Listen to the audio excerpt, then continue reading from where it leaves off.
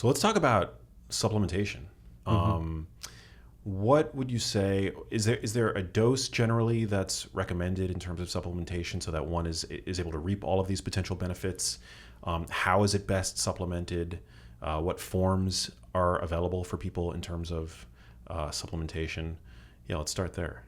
Yeah, so most people, well, first of all, when the first astaxanthin supplements came on the market, the doses were pretty low, maybe like 4 milligrams per capsule. And then over the years, they worked up to 12 milligrams per capsule. And that's kind of the standard capsule size that you'll see for a single dose, single ingredient astaxanthin supplement.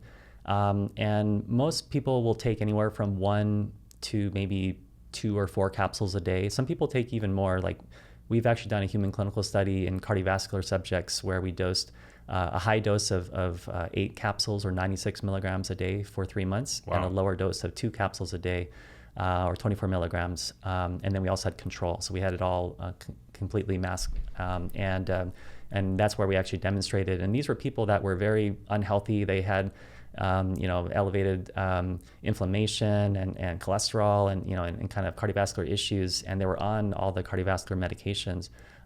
But we showed on top of all of that we had reductions, in cholesterol and oxidized LDL and blood pressure. And so that was a human clinical study that we conducted, and that showed a range of dosing of 24 to 96 milligrams, being very helpful. But that's more of a specific use case that, most people are taking 1 or 2 capsules a day of 12 milligrams per capsule. So anywhere from that 1 to 2 to 4 capsules per day is kind of the sweet spot. And given the safety profile of astaxanthin, people can start with 1 or 2 a day and then figure out from there. They can try going up, they can try going down, and they can see how they feel after a few months. And in particular, you can measure biomarkers. So whenever you get your blood work done, you can look at those types of things like your HS-CRP, a measure of systemic inflammation associated with heart health, or your cholesterol or triglycerides or other important biomarkers, and see if you have impacts. And you can then go up or down and then see what works. Or maybe with your joint and muscle function, your endurance, your recovery, your energy, your sleep, you can see how you're feeling, how you're doing, and then adjust your dose. So that's how we recommend that people go about it. And then also it becomes a cost thing as well. How much do you want to take? How much do you want to spend? What else are you taking? How does it incorporate with the rest of your diet? How much salmon are you eating a week? For example. But which I think there's probably never enough. You could have it every night, and that'd be great. But another thing with supplements is that with astaxanthins, you have different sources. And so, like I mentioned, I started working with astaxanthin back in high school in the late 90s, working in the ponds, growing the microalgae. And so I would sweep the ponds and worked in the production fields there. And so that's the predominant source of the astaxanthin supplements on the market, is growing the microalgae. You're not going out into the natural environment and harvesting it, but you're doing a man-made farming approach, but you're still growing the microalgae. You have these big ponds.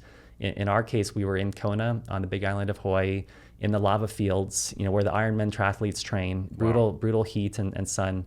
But it's great conditions for growing microalgae. It's hot, it's very sunny, and that's what the microalgae like, or that's what actually prompts them to produce astaxanthin. Because people think of them as being red algae, but they're actually green algae when they start out their life, and then they only turn red when they produce the astaxanthin as a response to the sunlight. So these ponds, you'll see them, they're green, and then over time, after several days of exposure, then they'll turn more and more red, and then they get harvested.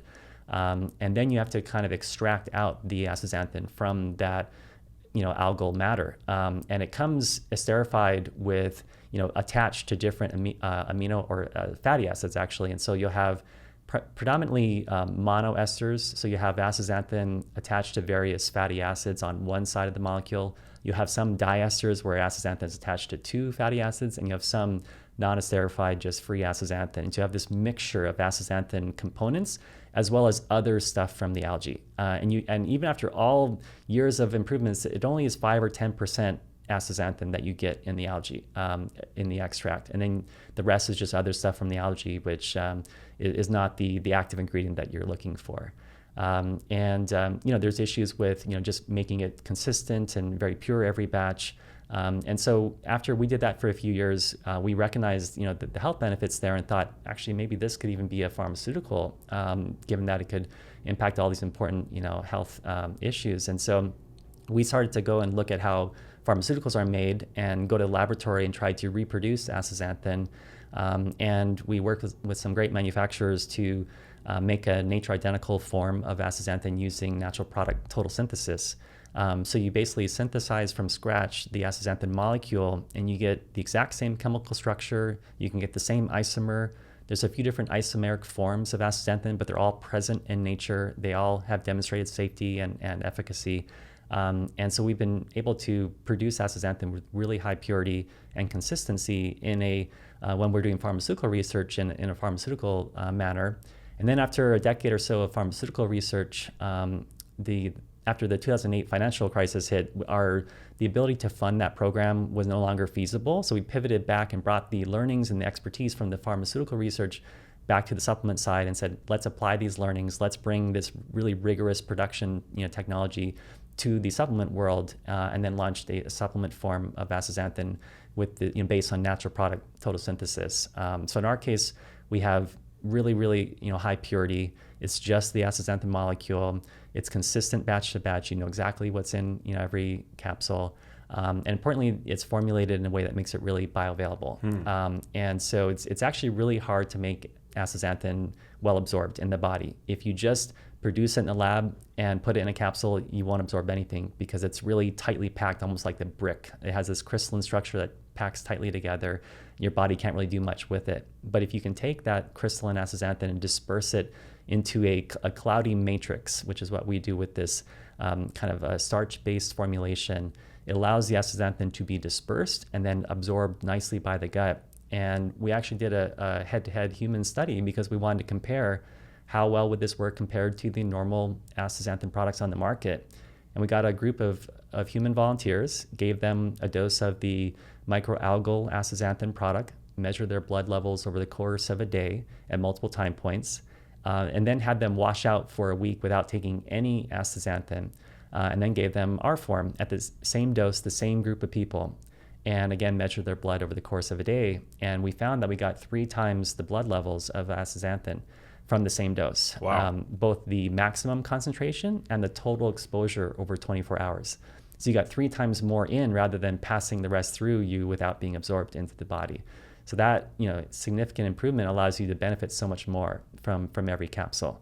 So those are some of the key differences with the supplements. But with that said, I'll mention that first and foremost, I'm a believer and we're believers in astaxanthin and proponents of astaxanthin. And so if anyone just takes astaxanthin, I think that's a win. Right now, we're currently marketing a product that is utilizing the natural product total synthesis produced version of astaxanthin. But in the future, we have plans to also add back in microalgal forms of astaxanthin as well, just because we want to offer, all the best sources that you could get, and people can choose what works best for them, because we think, if more people are taking, or if everyone could take astaxanthin, the world would be a lot healthier place. Yeah.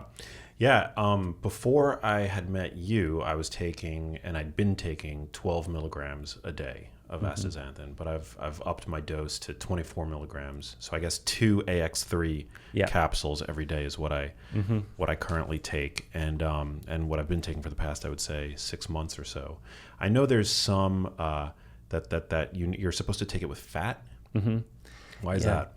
Well, it's a lipophilic fat-soluble molecule, and so when you ingest it orally, if you have other fats in that are going through your gut at the same time, it can stimulate the absorption of astaxanthin, and this is the same for other carotenoids as well.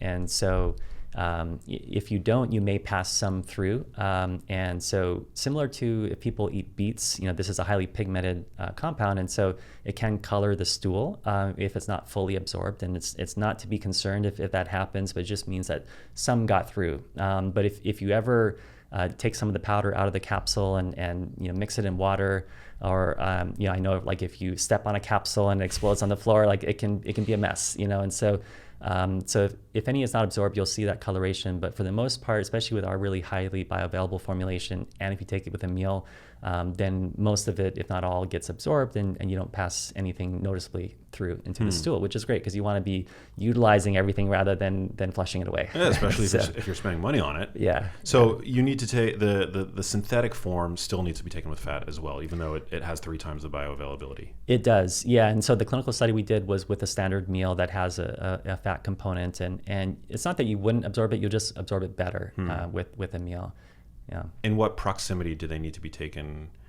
Do they need to be taken together, or if you had a fatty meal an hour prior, does that still work?